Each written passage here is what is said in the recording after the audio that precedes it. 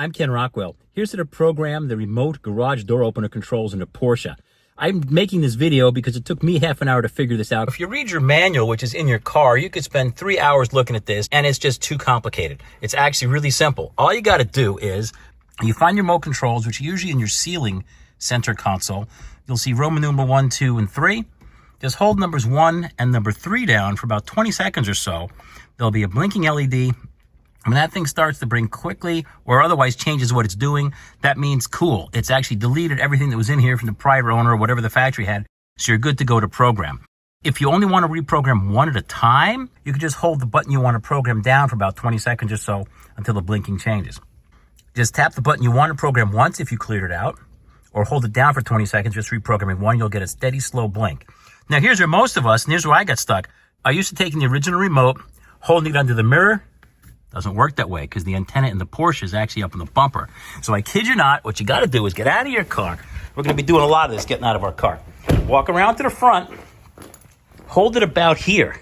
Hold it about here up by the bumper or the grill or the hood or wherever it is.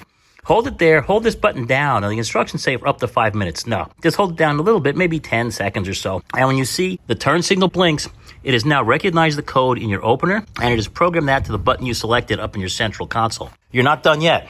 Everything made since about 1999 uses rolling codes for security. Now we're going to program that. What we do next is, there's two kinds of garage door opener systems. The modern ones make it real simple. You just go to your wall console. Oh yeah, zoom in here. And they're all going to be a little different, but on mine, I go down to program. This is really easy. Program the remote. See where it says, go out in the car, press the remote opener, then press this next button.